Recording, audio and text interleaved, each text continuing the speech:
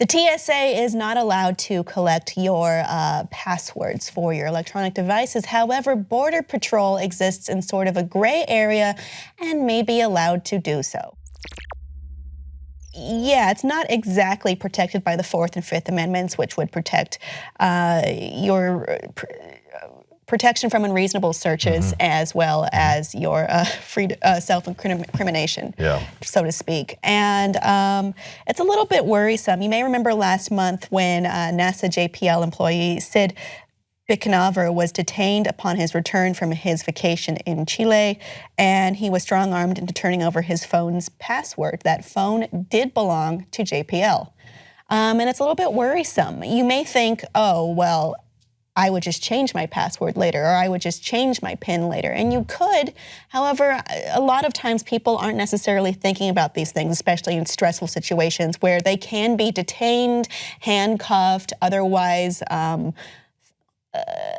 put into some level of being frightened or discomforted. And you can also be, it is possible to transfer these PINs and passwords to other sites. For instance, is your 4-digit PIN for your iPhone, is it the same as your ATM PIN? That's something to think about on top of many other concerns. Yeah, it's unnerving that they can do this and hold it, according to what we read, up to 75 years. Yes, according to NextGov, a Customs and Border Protection spokesperson told them that the data can be in the system for upward of 75 years or the duration of a law enforcement matter or any other enforcement activities that may become related. And also, you know, you may trust this agency with your passwords. What if one negligent person leaves it open for someone else to collect? Then what?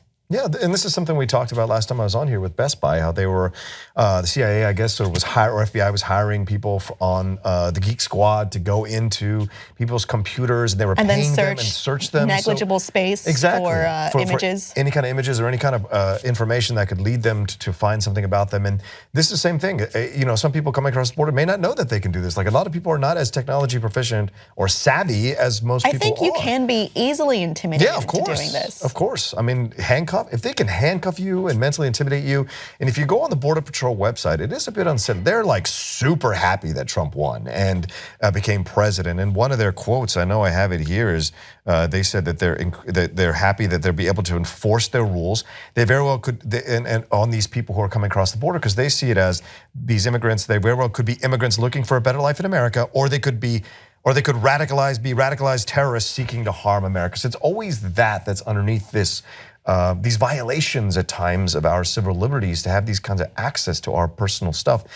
And it's a bit unsettling that they frame it in this way constantly. This like, I don't know how many Mexican terrorists, but I haven't met many Mexican terrorists coming across the border. I don't know. I heard some of them are bad hombres. Yeah, bad hombres, exactly. This kind of stuff is just madness to me. You want to do something? Go find these crazy white kids who are blowing stuff up. That's where you need to be searching passwords or finding these kinds of things. You know, that's the unsettling thing about it if you look at the statistics. So to me, when you're looking at something like this, people coming across the border most of the time are trying to just find a better life, you know, and trying to build a better life. I get that we need to be vigilant, absolutely be secure of our borders, but there's also a thing about sacrificing our principles as a country, and this is what concerns me. What are we pledging to if we might as well just say at the end of the Pledge of Allegiance, unless we feel threatened or terrified, then we can change all our principles and violate our codes, you know? Yeah, I mean, there's a lot of gray area, which is the root of this is a gray area in the Fourth and Fifth Amendment protections regarding CBP agents.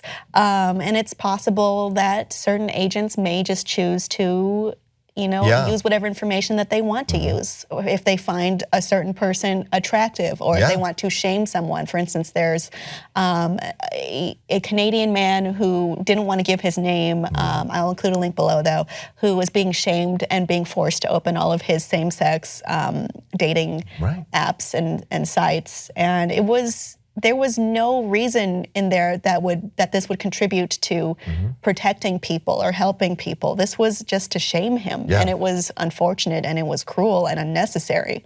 I do agree with you, though. I mean, it seems a lot of the time that we, in the course of trying to prevent catastrophe, we cause more catastrophe. And it's smaller issues or seemingly smaller issues that people sometimes get ignored, or their plight is ignored when we look at this in the big picture. And it's not right, and it doesn't seem like it should be lawful. But if you bend the laws, what can you do? Yeah, we're not, and I don't want to vilify, obviously, everyone, but there are bad eggs in everything. We just see that news that came out, I think, yesterday about these Marines taking pictures of the female Marines naked and sharing them on Facebook. Like these kinds of things, or sharing them on the private Facebook groups.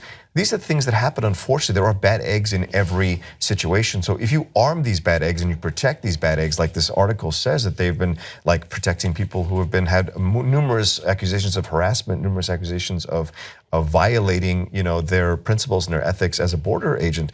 This is dangerous stuff, to be handing information, your information, to some of these bad eggs and have them use it for God knows what, as you said, for nefarious purposes, possibly. Possibly, or for entertainment. Yeah, I for mean, entertainment, sometimes we forget people are people, and that's not an excuse, but sometimes bad things do happen, or sometimes people do bad things, and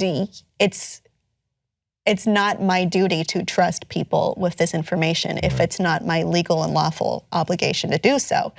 So it's worrisome. You can, again, like I said, TSA does not have this right, but CBP agents may kind of have this right. It's in a gray area, and it's something certainly worrisome.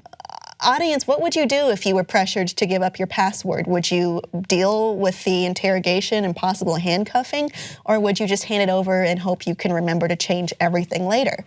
Which is the right thing to do? Let us know what you think below in the comments. Please like and subscribe for more.